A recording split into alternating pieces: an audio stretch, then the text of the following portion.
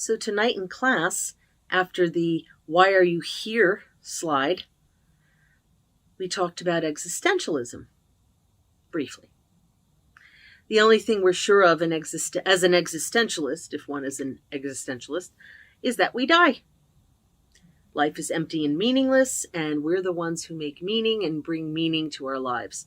We determine what our highest ethic is. Is it love? Is it compassion? What do we say is our life purpose? We determine it. We declare it.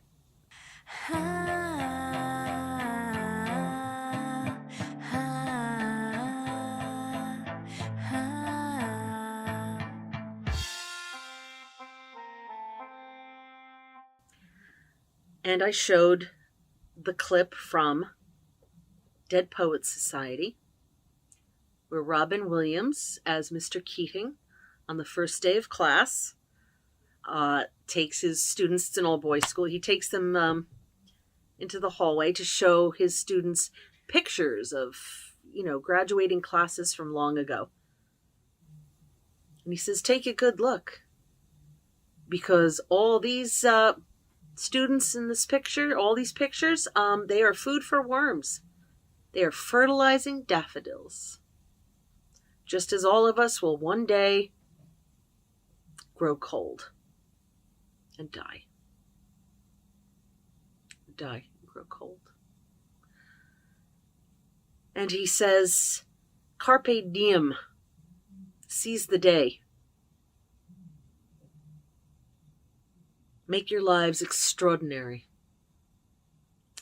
And it happens to be the motto of university where I teach for 21 years. Carpe Diem, seize the day. Make your lives extraordinary. But why?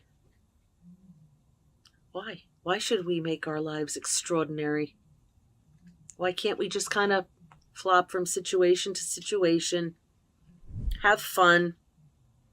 We don't have to accomplish much. I mean, we're going to die anyway.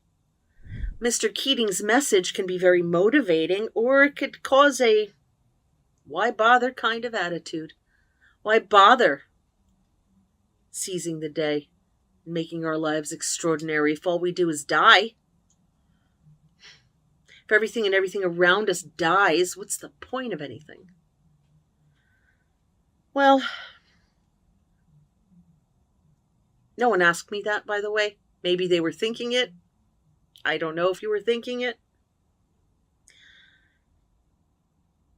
What's the point of striving for greatness and uniqueness? Well, each one of us has something important to contribute to the thriving of humanity and the harmony in the world.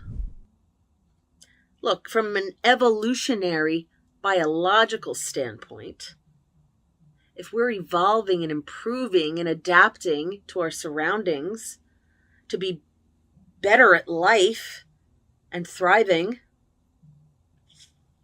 I don't want to say survival of the fittest because it implies brute force, an alpha physically triumphing over it could be the ability to cooperate or the ability to nurture. So if we look at nature that way, that means each one of us has something important and precious and rare and unique to contribute to humanity and the world. Our unique perspective, our unique point of view. Nobody sees the world and experiences the world exactly the way we do. Each one of us has a different way of perceiving and experiencing. Still doesn't support the idea that we should carpe diem, seize the day, and make our lives extraordinary. How could I argue for that? Well, I'm thinking of the parable of the sower. So, say you're on my front porch here and you have a handful of seeds. You toss them out. Some land in the fertile, moist soil.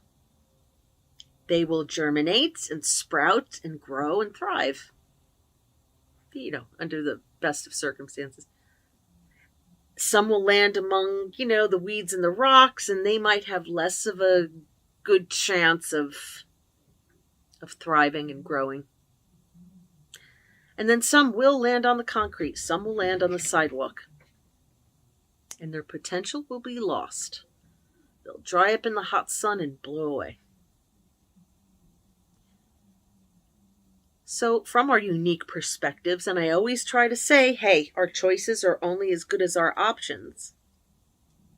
You have the option to believe that it doesn't matter. We all die in the end.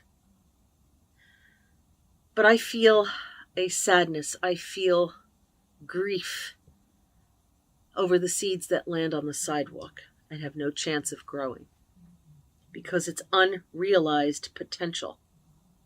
That was a seed that was supposed to be some beautiful, thriving, living thing. Maybe a tree, flower, plant. And it didn't get to do that. And that makes me sad. It didn't realize its potential. Maslow's hierarchy of needs, on the top is self-actualization. To become who we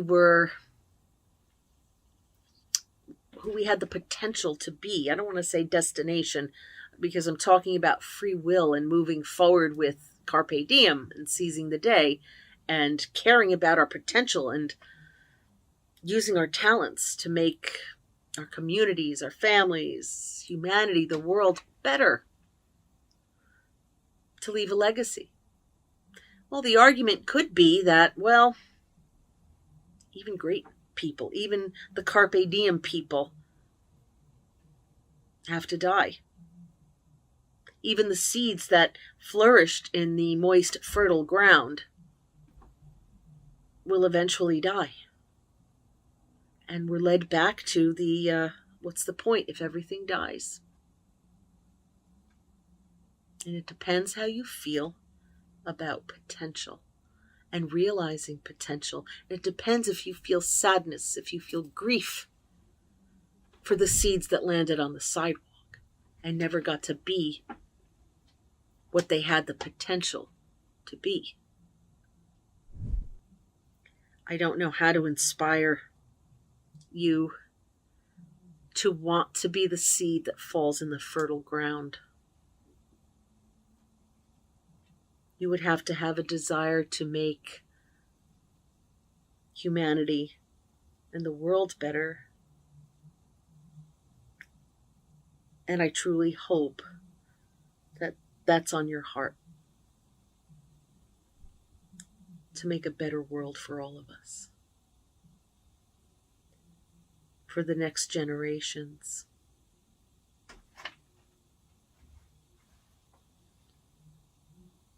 My potential was to become a teacher. I always wanted to be up in front of a room. Now, when I was 14, I wanted to be Ann Wilson of Heart. So rock star was the priority.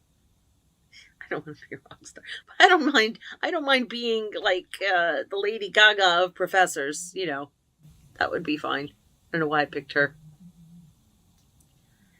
I want to make a difference, and I think using my talents to teach, to give people more options, hopefully to inspire, to push myself to my potential. I hope it's contagious. And I hope I can inspire you to be the seeds in the dirt and not the sidewalk. Leave me a comment, hit the like button, even if it's just a heart, and subscribe. You could message me and let me know if you have any requests of topics you would like me to address. I have a whole list, but I'm always willing to take requests. And I'll see you tomorrow, because I said I would.